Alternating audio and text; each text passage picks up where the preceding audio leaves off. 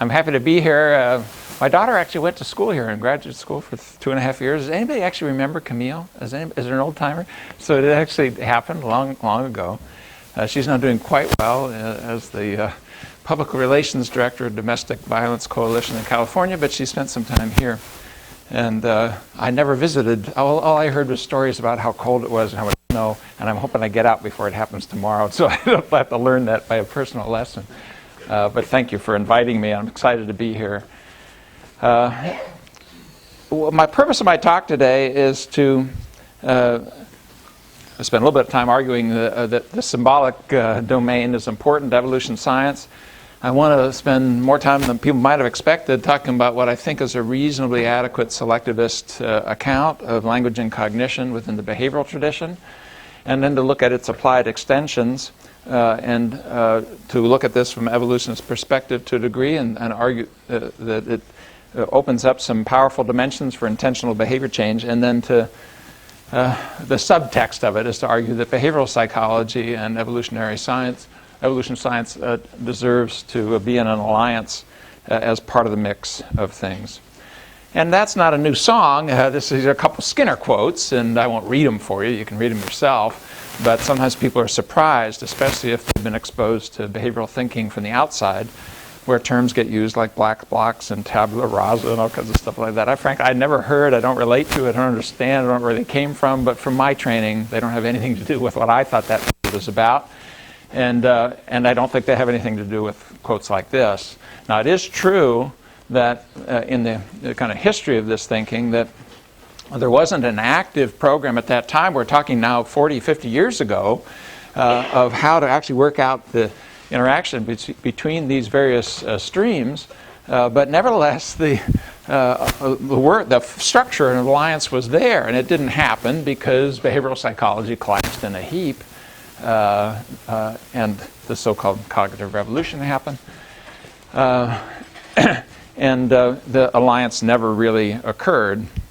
In the late 70s, some of why it collapsed in a heap were various things that had to do with evolution science. For example, the demonstration that there are limitations on so-called laws of learning and things like taste aversion, just to pick one. If you expose a rat, let's say, it doesn't work for all organisms, but expose a rat to a foreign taste and then even a day later cause the rat to be sick, radiation or whatever, the rat will learn to avoid that unusual taste. And for the longest time, that looked like that just didn't make any sense in terms of what we knew about principles of behavior. And there were people, Marty Seligman, for example, the same positive psychology guy, he's a graduate student, I think, wrote this classic paper, arguing that learning psychology assumed the equipotentiality of associations, which is not true. You can hardly find that in the field, but nevertheless, he argued it. Maybe some people believed it. They shouldn't have, and it is true that assumption doesn't fit. But whether or not these kinds of relations follow some kind of orderly relations, whether you call them laws or not, is another argument. Where it went, though, and you can see it in this quote here, is basically that all this stuff about classical and operant conditioning just doesn't work.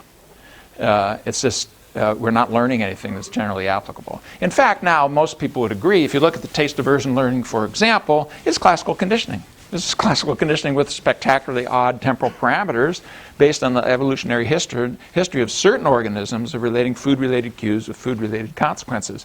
And that makes perfect evolutionary sense. And but other than that, it shows blocking, it shows all the normal things you'd see in classical conditioning. If you don't know about these, it's okay. I just tell you, the ways that people know how classical conditioning work with taste aversion too, but over this very long time frame because of the importance of that. For certain organisms in terms of how they've adjusted to the possibility of poison and so forth. The biggest issue, though, was always language. And it's you can easily find, this is also from Seligman's paper, but you can find quotes basically saying operant and classical learning processes just aren't ever going to account for human language and cognition. That gets worked into the cognitive revolution, and you get quotes that basically say things like all of the results of our traditional learning preparations in the earlier part of the last century up through the 70s are actually due to higher mental processes as assumed in cognitive theory. This is Bill Brewer, I think it's Bill, I think it's Marilyn Brewer's Husband or X, if you know Maryland. I think it's the same guy, but anyway, in a classic article in one of the early cognitive revolution texts, basically saying we're going to throw all that out. And that's what happened. Pretty much did. But behavioral psychology, by the way, okay, we'll throw all that out. Now you go a couple of decades later and you got evolutionary psychology looking at both the cognitive tradition and the behavioral tradition and say we've got to throw both of those out. That you're never going to be able to come up with a general process account, whether you take mental processes seriously and as the central focus, or if you try to look at these more general laws, we're going to have to instead account for this in terms of the massive modularity, many different modules and mechanisms that specifically evolved to accomplish a particular purpose.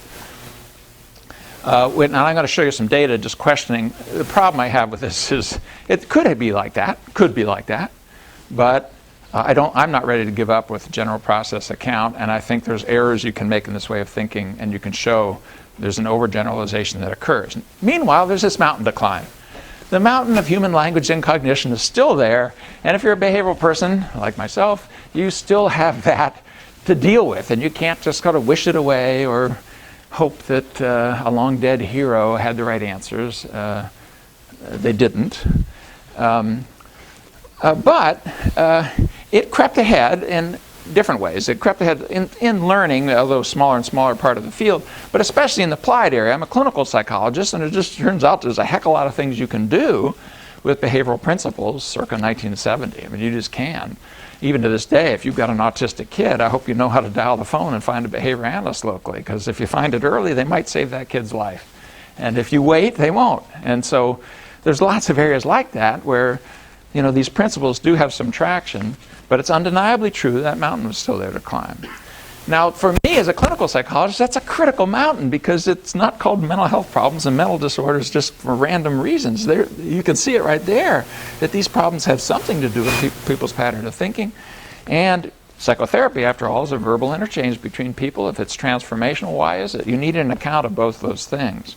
And this is the place where I started long ago, and this is done in the early 70s. I became aware of it in the late 70s and early 80s, and very quickly, in about a week or two, frankly, myself and my lab mate, who is a well-known basic learning guy, Aaron Brownstein, famous in his own right, if you know anything about the psychology of learning, came up with a theory that I'm going to talk to you about today, as we've chased it out for the last 30 years, 25 years.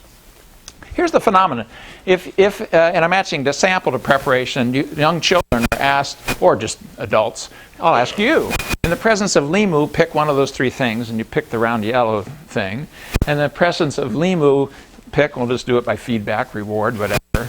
First, this is random, of course. Pick out B-Trang. So you learn these relations. We can present it this way. Limu, round yellow thing, limu, B-Trang. If you just do that, normal human beings from, I'll show you the data, from early infancy, really, or 1 year old beyond, will, given the round yellow thing, pick limu. Given B-Trang, we'll pick limu. We call that mutual entailment in relational frame theory for reasons that'll be clear later, why to call that. Symmetry is what it's called here, but you need a more general term. And you'll put these two together that you never have even seen before. Given B-Trang, you'll pick the round yellow thing. Given the round yellow thing, you pick B-Trang. We call it combinatorial entailment. And furthermore, if one of these things has a function, like that round yellow thing has a set of functions for you, if I now talk about, for example, cutting into a big juicy B-Trang that you just bought at the store, and there's so much B-Trang juice in it, it's like dripping on the table when you cut it. Now bring it up to your mouth. Imagine doing that. You know how B-Trang smell, don't you? And then you squeeze it real hard and have a big gulp of fresh B-Trang juice.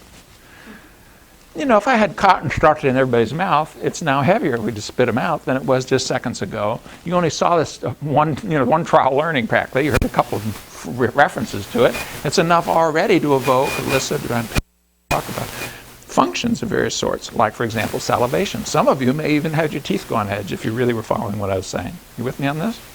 Okay. That's the kind of creatures we are. We can do that. And we call that transformation of stimulus functions, just a technical term, just to have a term for it.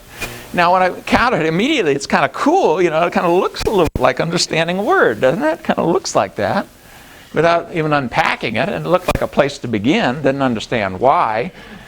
But very quickly we did some studies just to see, does this have anything to do with language and cognition?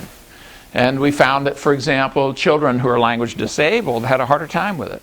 And there's been a whole series of studies now. Exactly where the cutoff is being argued, but it's undeniably true that children who have language disabilities, and in this case we matched for mental age. We took normal kids, kids that had no spontaneous receptive language, those that did.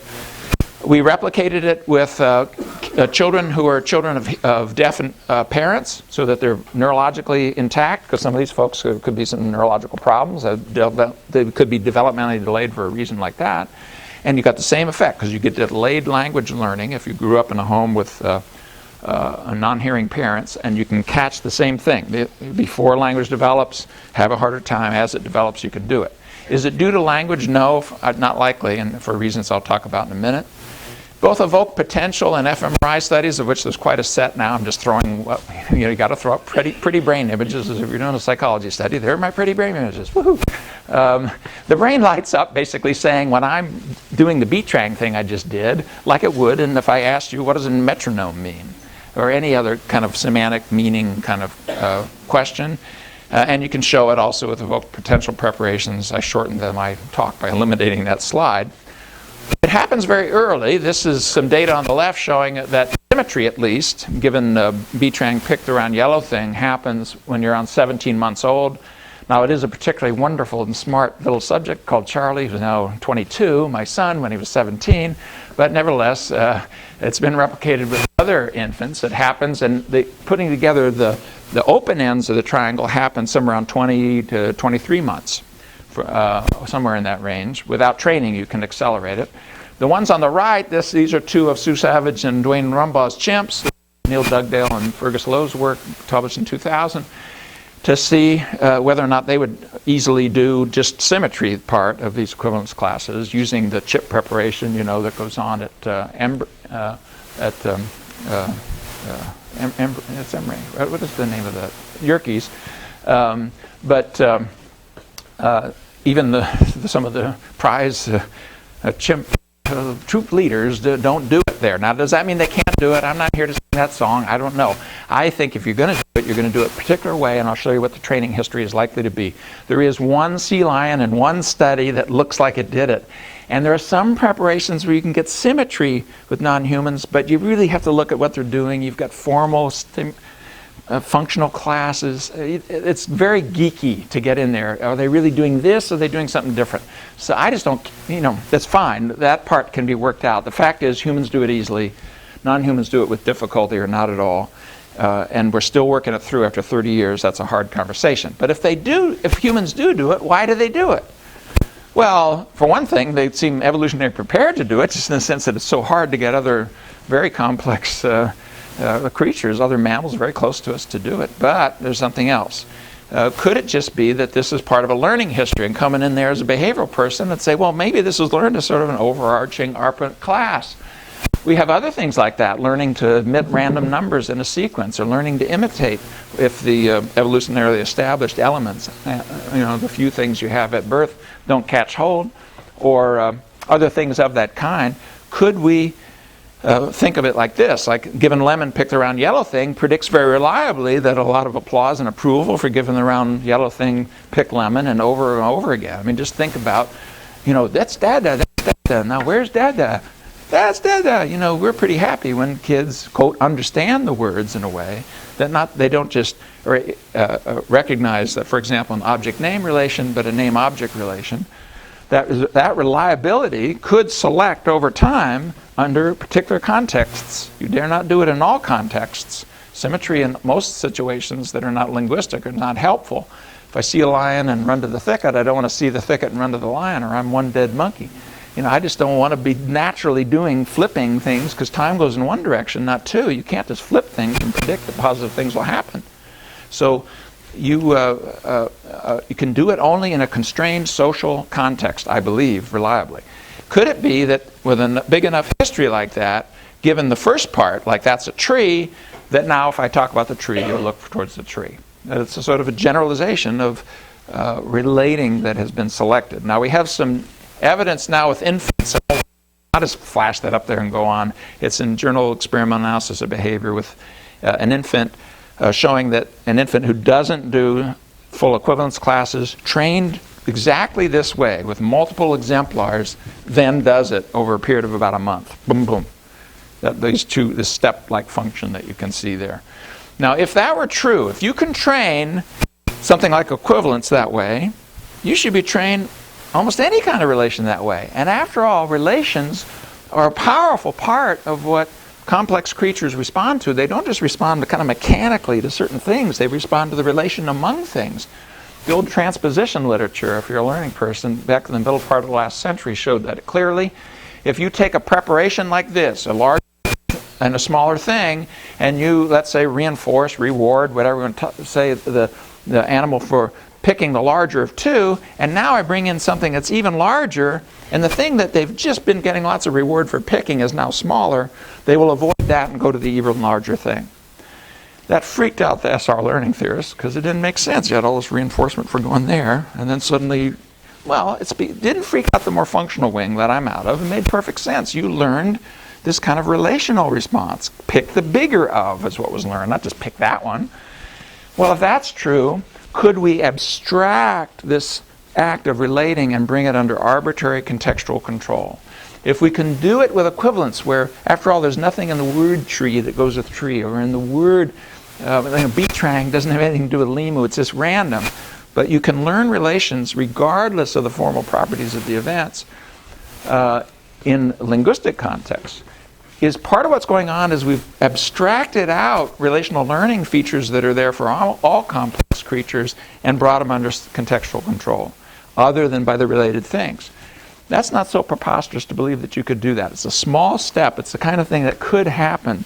And if it did, profound things might happen. Well, like what? Well, for example, if you have young kids, you know they all do this. They will, when they're young, if you give them a nickel and a dime, they want the nickel. But by the time they're 5 or 6, they want the dime. And, is larger than, it is worth more. Words like that mark this arbitrary relation, not bound by physical properties, but can be applied to anything, could be part of what's going on. And that if you've learned that a nickel, for example, is smaller, that you would derive, even without training, once you learned this arbitrary comparative relation, that a dime is bigger than a nickel. And if you've always had nickels to spend, you now want the dime, even if you've never had one before to spend. Because since it's bigger, physically smaller, it should be worth more. Now you can do this in the lab. This is a study that's published in 2007. You take kids who don't do comparatives. They don't solve the nickel-dime problem. And you create an artificial coinage, and you have several different kinds, different sets, different sizes, colors, shapes, and so forth. And you train it. Say, this one is bigger than this one. Which one did you use to buy candy? They can pick one. You get feedback on it until they can do that reliably. And then you can flip it. That one's smaller than this one. Which one do you use to buy candy? The thing on the right there that says the steps. A is greater than B, A is less than B. Then mixing them. Then creating a larger network. Then different kinds of networks, okay? And you don't need to understand what these different phases are other than notice that it always goes up. Each step you can train and the kid can learn it. Not surprising. Multiple exemplars, reinforcement, feedback, select the behavior there. But what's interesting about it, these are 4 kids. That line means 100% correct. You now take a different situation and a different network that they've never been exposed to before, and they've never been exposed to those objects before. They can do the same thing again. You can say, you're a lot weaker than he is, even though you look like you're maybe not. And you can arbitrary, this is better than that, or you start being able to use comparatives the way we use them socially and verbally, which is we tell our children how to sort of compare the world, sometimes not based on physical properties that they could detect. They're just attributions. In our moral training, we do that. And, this is prettier than that. And, well, why? It may not actually be that much based on physical properties. That can blow up on you clinically, when people are quite successful, but boy, I wish I had more success. If a nickel can be bigger, or it can be smaller than a dime, then spectacular success can be smaller than what I want. You are into a process here that is both helpful and could be hurtful. So you see where I'm going, or going to try to go clinically. Okay, so a relational frame are just these things that have these properties, mutual, combinatorial, entailment, transformation, and they're learned in this way with arbitrary contextual control. Okay, and now the leap is to say maybe that's a core property, or maybe the core property, depending on how bold you want to be, in language and cognition. There's lots of other properties, but maybe it's kind of important to the point of if you don't have it, you don't do it.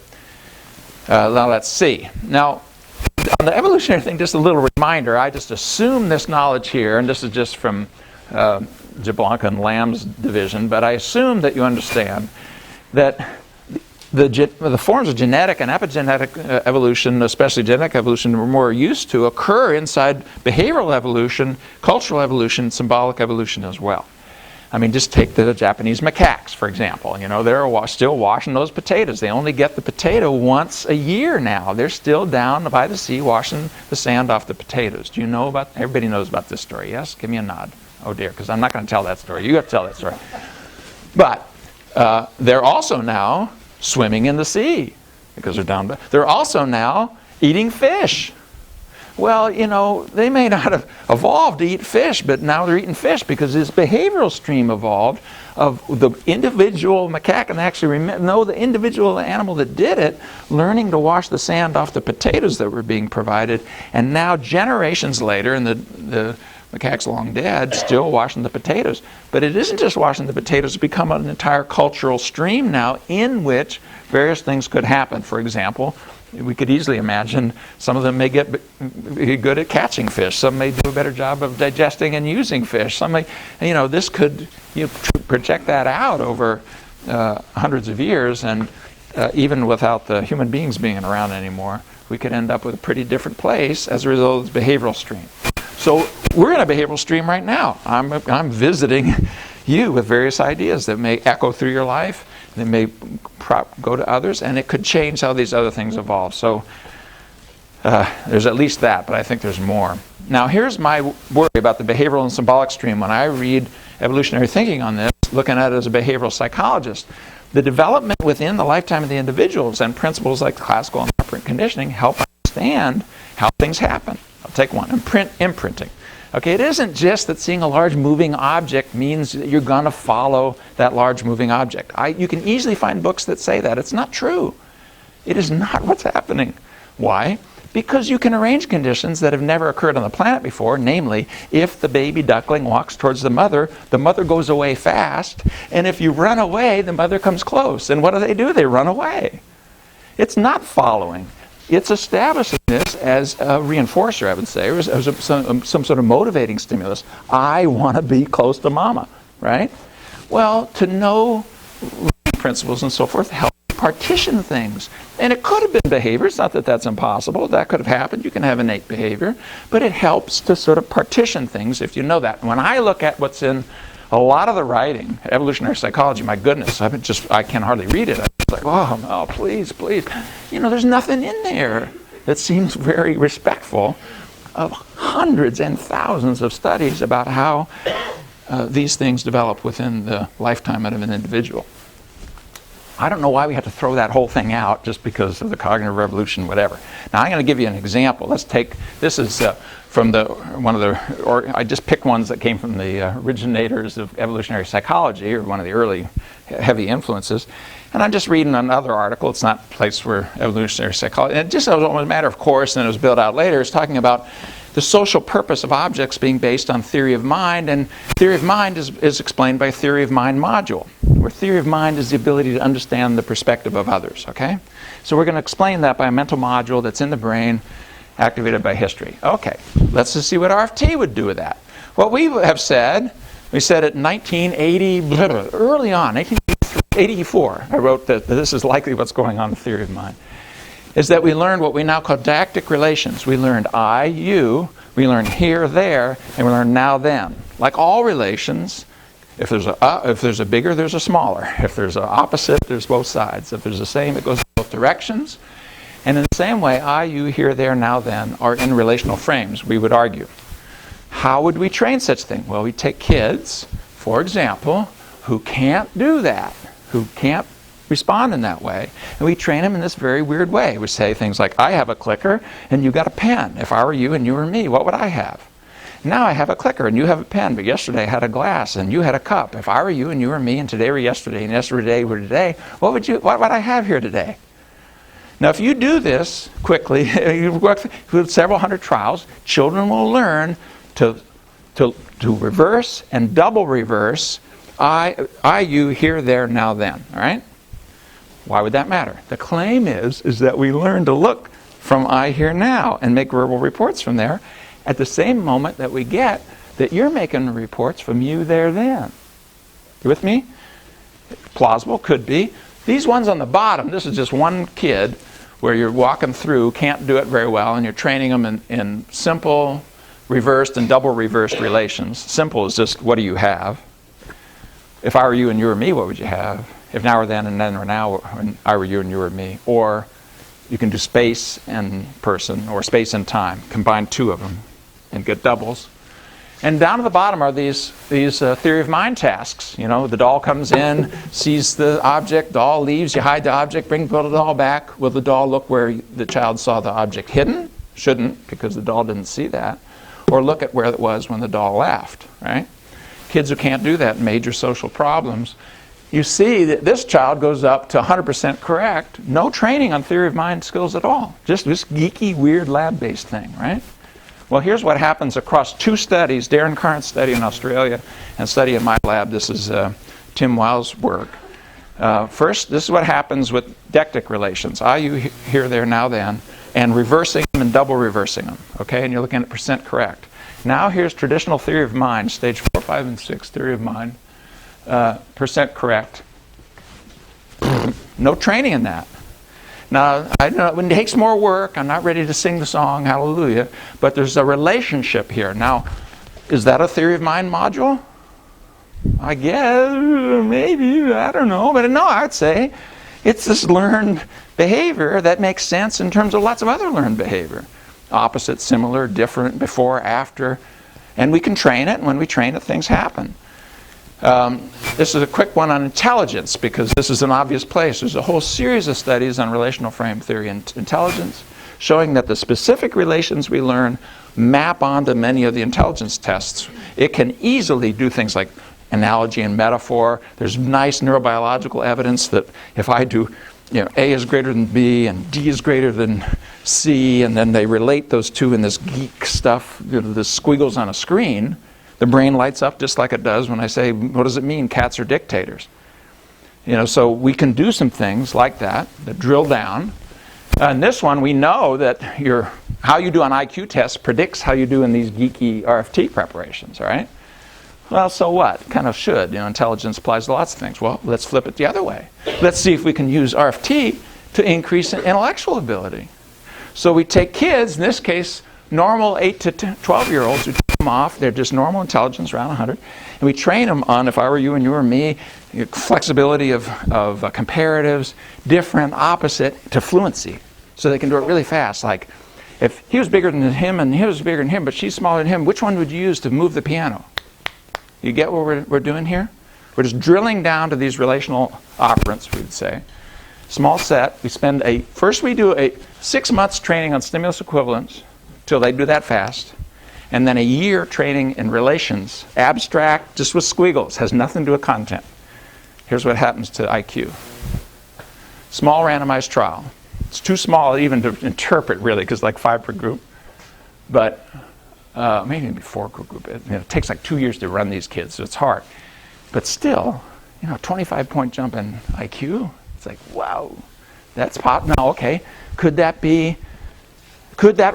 move over to where we would actually want to do this? Let's say kids who have problems in school. So we take kids who've been referred because they have academic problems in school, and we're going to train them to fluency on relational framing skills.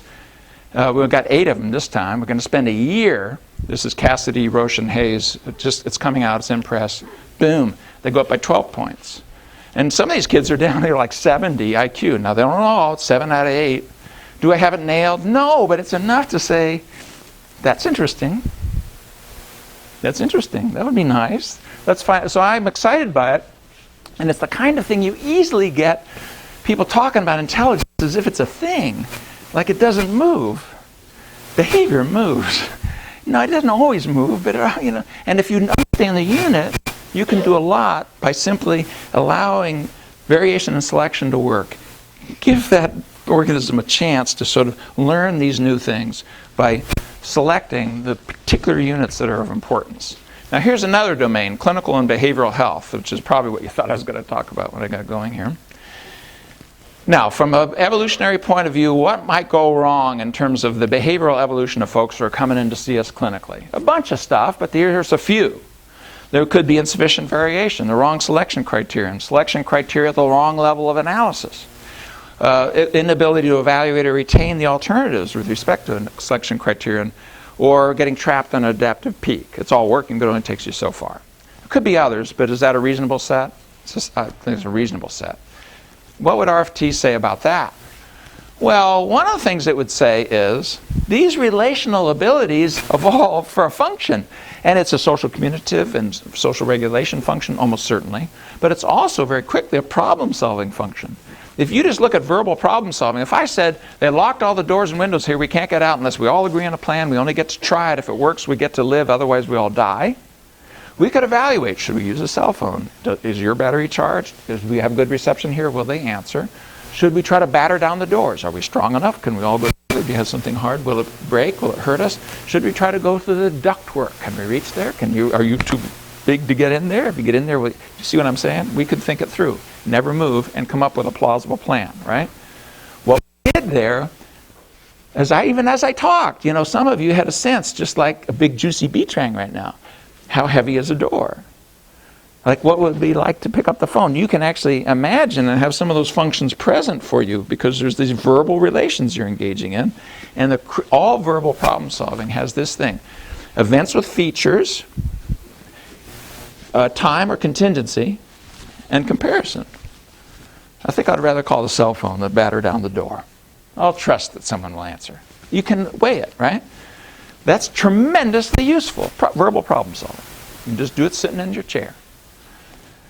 Unfortunately, it gets overextended. Lots of things that are evolutionarily advantaged get overextended. And one of the things that gets overextended, especially in certain contexts, especially over time, you go from written language, only 5, 6, pick your time, some thousands of years ago, long after lots of these functions were probably there. And now we've accelerated it with this fire hose of our modern media and radio and television and magazines. We're living in a completely different world verbally than your grandfather was. Never mind, just recently, yeah? And what's inside all those words is lots of things that might create a problem.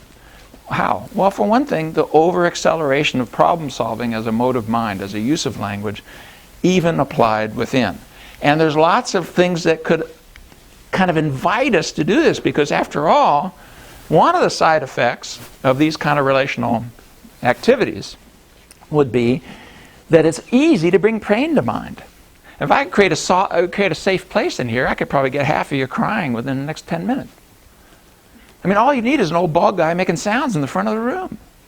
And you can experience pain. And it isn't just that. Something that reminds you of something that's painful. After all, if there's an event that created some emotional trauma for you, and now you describe it to a friend, you might find yourself tearing up. Why? Because these relations are mutual and they have functions. When you're talking about that rape, about that betrayal, about that loss, you are somehow psychologically present with that. And some of those emotional functions show up. That's good for problem solving. We want to feel the door. But it's not so good in the sense of pain. Pain elicits avoidance in all kind of living creatures, avoidance and escape, for good evolutionary sensible reasons. But we can now, in the modern world where there's not big tigers running around and we're not being eaten by ferocious beasts very often, we can produce pain. I wish I had so much more. I was successful. I wish I would be so much more successful. Or I remember that betrayal. I'll never be so vulnerable again. So the ability to bring into the room, because of this bidirectional relation, pain that leads to escape and avoidance, is built into human language, I would argue. And you can't control it the way your dog can control it. If you kick your dog every time you come home, your dog will run under the bed when you open the door. Where are you going to run? What bed are you going to go under where pain can't go follow you? As a symbolic creature that you are. There is no bed to go into where pain can't follow you. because almost anything can evoke it. If for some reason tonight, instead of a snowstorm, there's a sunset, hardly ever happens here in the winter, but it happens and it's spectacular. It's unbelievable. It's beautiful. And somebody very, very close to you has died within the last few days. Do you doubt you could tear up at the sight of the sunset? I wish she was here to see it. So even beauty can pull pain. There isn't any place we can go where it's guaranteed. You with me on this? So, but what does pain lead to? Well, one of the things, it leads to a lot of things. It leads to avoidance, but you can't avoid. So what are you going to do? Well, what people do is they start trying to avoid the echoes of their history themselves by following a rule. Like, for example, don't think of a very bad idea. Show up in my clinic called obsessive compulsive disorder sometimes. You know the old the thought suppression work, Dan Wagner down at Harvard. Don't think of a white bear. Don't think of a white bear. Okay, so for the next 5 minutes, there's way more white bear thoughts in this room than there was before I said that. The don't think of part doesn't subtract that out. It adds it in, because if you try not to think of it, you just thought of it because the rule contains it. You see the problem? In much the same way, don't be anxious.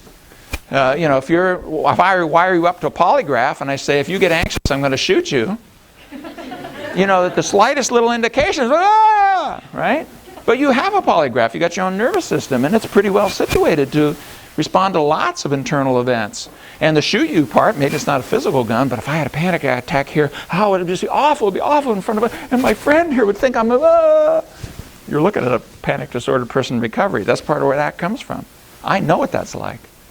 And it's just like this. If you're trying not to feel panic, guess what you're likely to feel? Because that's a rule-based system that actually will create these strange loops. It's not meant for this. It didn't evolve for peace of mind. It evolved to solve problems and to avoid predation. It also issues of production and reproduction. But here we are, walking around with the beasts within, trying to keep them caged, all these little dirty secrets that we've got, mostly the same secrets. You're not going to know that because you're not going to share it with others. You're going to go to your grave with a sense of shame and blame around some of these secrets you're carrying. And the fear and the difficult emotions you had, the difficult thoughts you had, the things you did, the things you're not proud of, the ways you let people down, etc. Yeah? What you're invited to do is treat them as a problem to be solved, and you're only too happy to shift your criterion from moving forward towards a life worth living, instead towards the that just don't feel that. Which might even work. You drink enough, you're not going to feel much. Our first randomized trial was with heroin addicts. One of the guys there had been high while his young daughter was being perpetrated on in the back bedroom and didn't get up and do anything about it because he was feeling so good.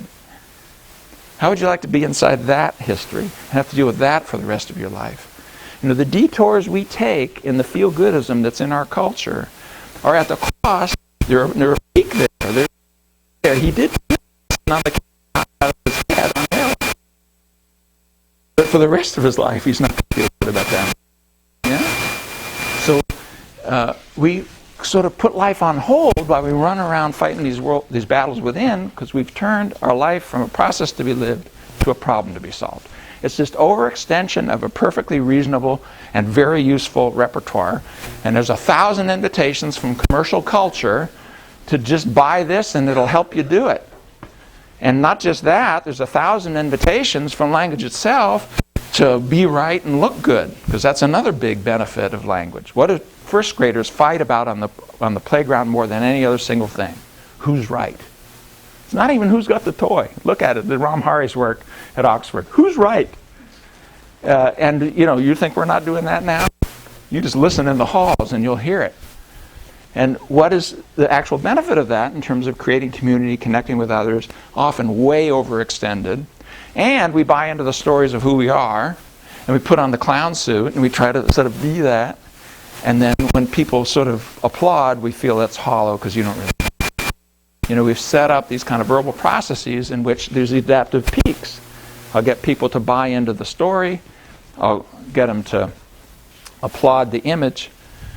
And that's all repertoire narrowing. What I'm talking about is a number of ways that language and cognition, thought of this way, channels this down to an agenda of feeling good at the cost of living well, to thinking only certain things at the cost of being what we're about. And it's just repertoire narrowing. And if I grab David's throat right now and squeeze it real hard, of all the 1,000 things that he might do, it's going to come down to one of importance. Get your hands the hell off my neck, yeah? Panic disordered person in the same place. Get this panic the hell off my neck. Life to be lived, but it looks like I have to put that on hold. This is higher priority. With me on this about how this works? This overextension, I believe. And it correlates. These measures of fusion and avoidance will pick up about 25% of the variance, not just correlationally, but predictively, mediationally, in terms of moderation, at a pretty high level. And by the way, it will even mediate the effect of some other coping styles that you might be familiar with, whether it's self-esteem or cognitive reappraisal. This is a toxic process. Now, what are we going to do about it? Is it really that time? Really that bad? Is it really like 5 minutes? I'm done? Okay, because I can finish in 10. Am I good? Okay. What we're going to do is we're going to, in our therapy method, and get out of your mind into your life. There's nice books that will walk you through it. We're going to try to open up people. We're going to teach them acceptance skills. Feel your feelings as feelings. Okay. And now, what do you need to do? So in a more flexible way, feel them. Like, what does that feel like? Be curious about them. Watch them rise and fall. Watch how they show up in your body, etc. But don't be dominated by them, pushed around by them, and don't try to avoid them.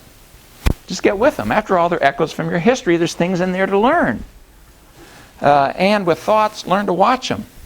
Yeah, listen to what they mean. You could hardly avoid it anyway. You can't stop hearing what I'm saying as words. You can't hear it as sounds. You can't.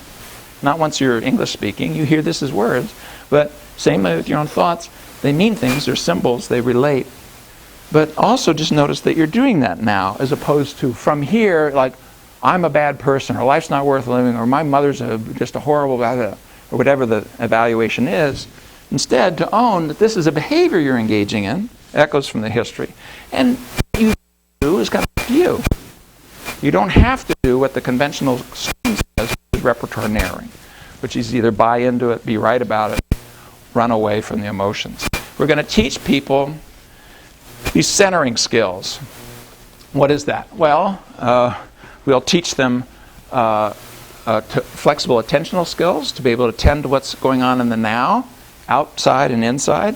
We're going to teach them this sense of I hear now that I was talking about earlier with theory of mind.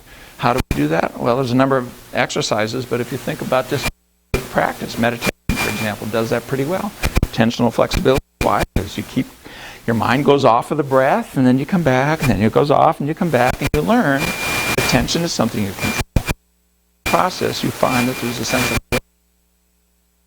in the content that you're aware of. You are like a glass holding water. You're not just the water itself. Or like a chessboard with pieces on it, not just the pieces themselves. And comes from that I, you, here, there, now, then, interconnected bit of consciousness and perspective taking.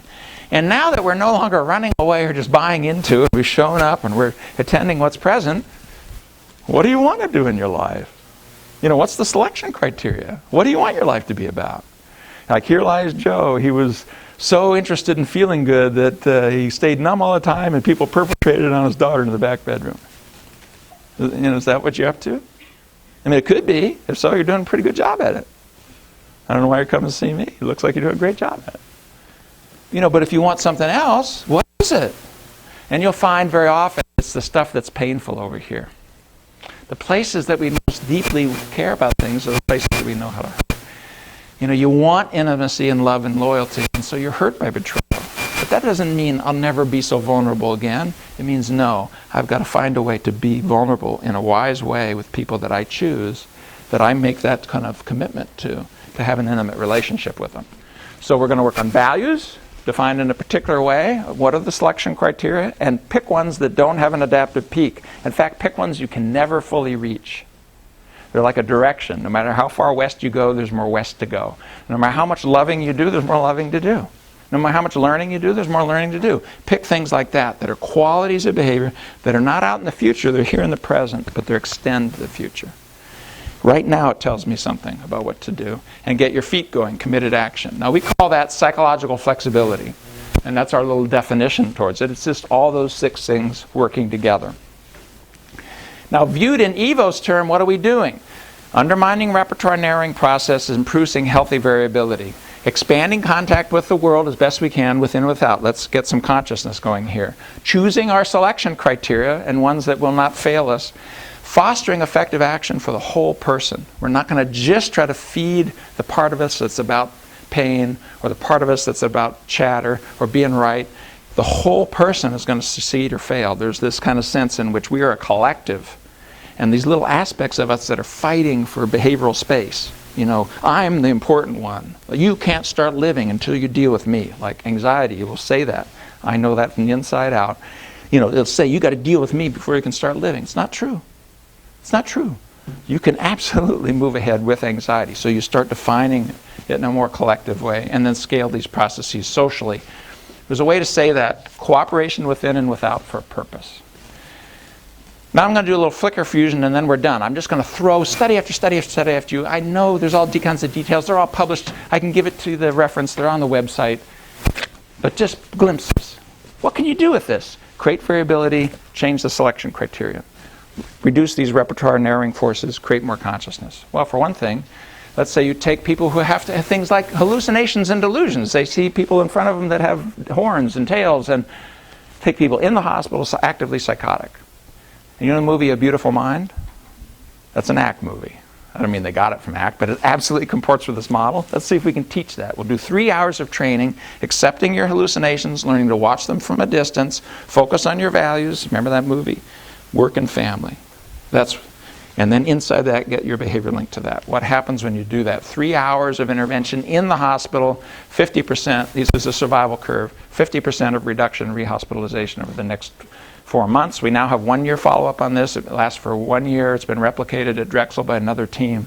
There's a very large trial I'm working with going on in Australia. We will know soon how reliable this is, but it's been replicated once. Does their psychosis go away? No. Do their hallucinations go down? No. They're more flexible when they occur. It's John Nash's solution. He didn't stop hallucinating.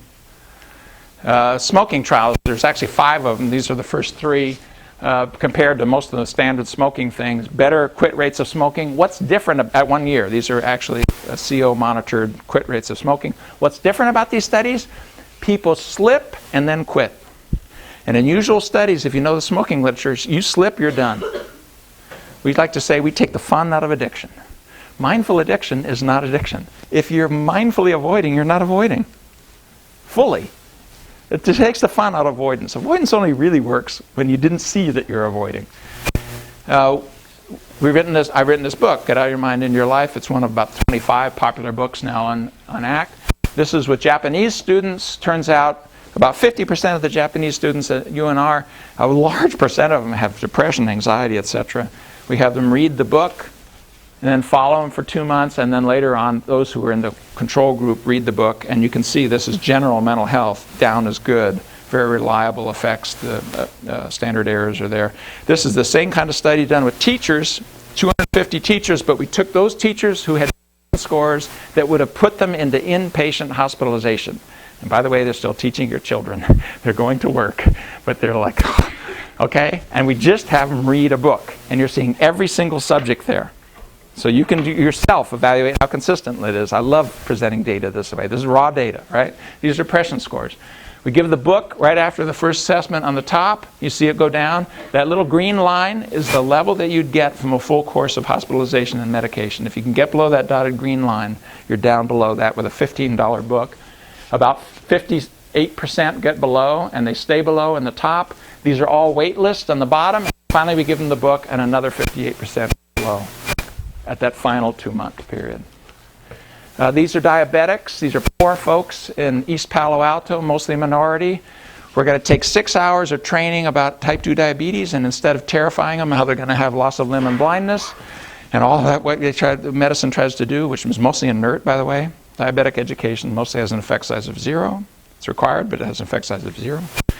And it's exploding on the in the U.S., by the way. It's going to take down our healthcare system if we don't handle diabetes. And we give them 3 hours of training about how to make room for the difficult emotions and thoughts and focus on your values. Right?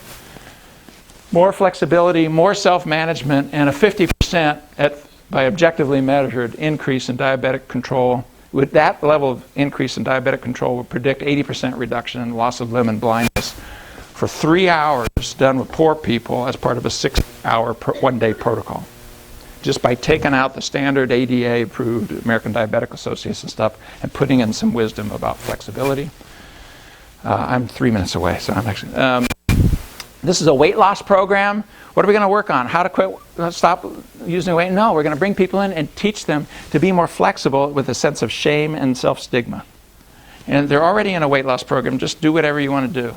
We didn't need to talk about weight loss. We didn't talk about calories, nothing. Why? Because we know. Why do people with weight problems not want to exercise? They feel ashamed. I don't want you to see my body.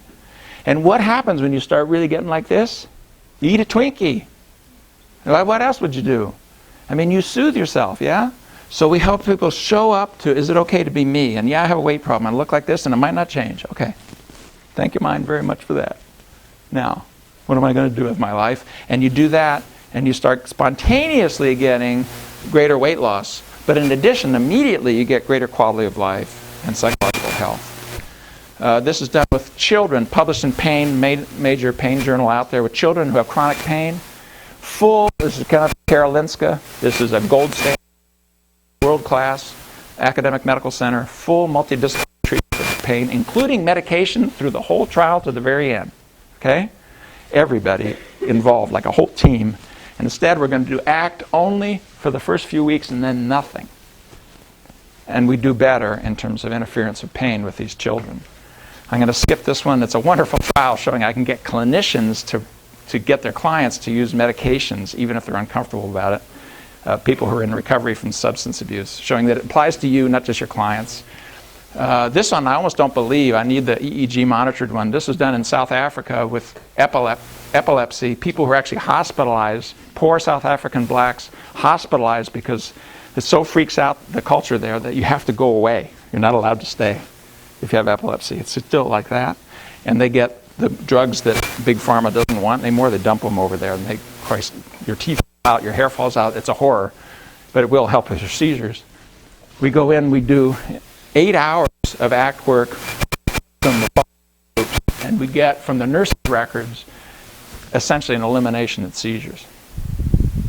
Do you believe that? I don't know if I believe that. It's been replicated once. It's now being replicated at Harvard with kids who have pegs in their head. They seize so much that we'll have continuous EEG monitoring.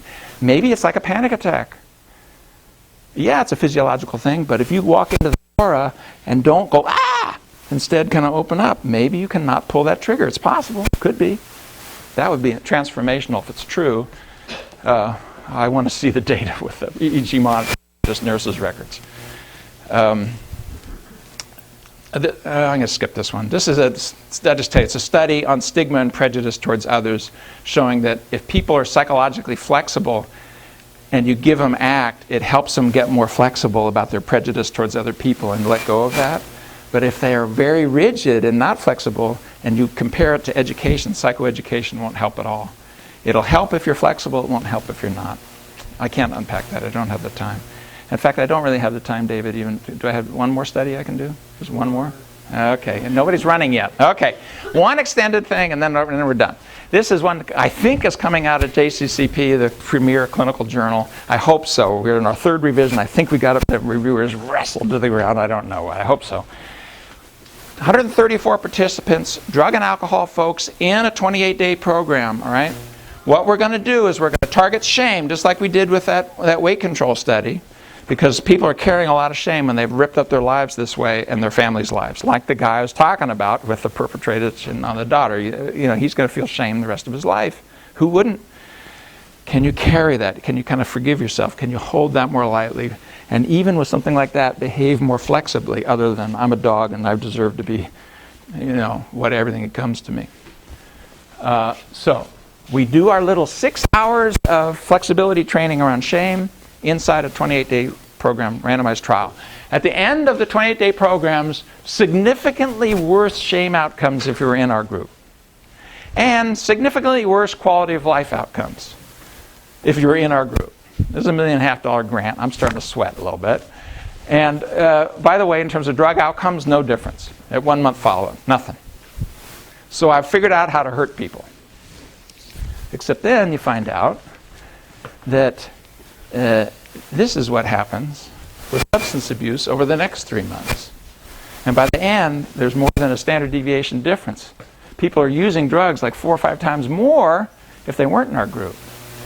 And furthermore, you find out that although shame reduction at post didn't correlate with follow-up drug use in ACT, it did in TAU, but unfortunately in the exact opposite direction. The correlation is 0.5. This is a large trial. Well, not that large. 60 people. You can, the more your shame went down, the more you were hammering down drugs and alcohol 3 months later.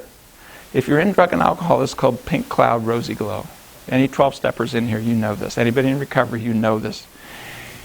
Out of good hearts, the clinicians are teaching people to feel good about themselves in a suppressive way, and it's blowing up on them. Conversely, if I get them just to kind of hold that shame and to focus on their values and get their feet moving, now let's see what happens to shame over the next 3 months. Now we're able to do something that's healthy, and you see the same thing in quality of life. And I don't have it here, but you see the same thing in social support. That's my last study, and I promised that, so I'm going to skip this this slide, because I got 2 more slides after this, except to say, I'll just say what this shows, and I'll send you the slides. We'll post the slides. We have more mediational evidence in the ACT literature than any area of psychotherapy that I know of. Mediation asks, did the outcome at follow-up, was it predicted by the changes in processes that you hope account for it? And it's a statistical method. It's not just merely correlation. I can't walk you through it. It's geeky anyway. But let me just tell you this. About half of the variance in these outcomes, and in every single trial so far that we've looked at it, we get significant mediation. If you can get people more values-based and flexible now, they will do better then. Not necessarily immediately. I just showed you a trial where it looked like you're going in the wrong direction. But this is a reliable road, and it makes perfect sense evolutionarily. If I can get healthy variation, and I can get consciousness and retention, focusing on the selection criteria, and pick a selection criteria that avoids these adaptive peaks and dead ends, I can get things happening over time, even when I'm not looking. Like after they leave my program, at the end of follow-up, it's unusual to have things keep getting better. We've got a bunch of trials where they did. All right, that's my 2 slides are wrap-up slides. Why revisit the psychology, evolutionary science in a evolutionary studies program? Why think about that? Because the culture needs something from the evolutionary studies, evolutionary science kind of take on things. The culture needs something, and it is playing with language a game that is blowing up on us and on our culture. It's becoming more suppressive, more rigid, I believe. So if you have questions, here's how to reach me, and I even said how to come to Italy if you want to hang out with the ACT people, and David's going to be there when we're going to have our World Conference of ACT Geeks. But thank you for inviting me. I'm sorry for taking more minutes than was allotted.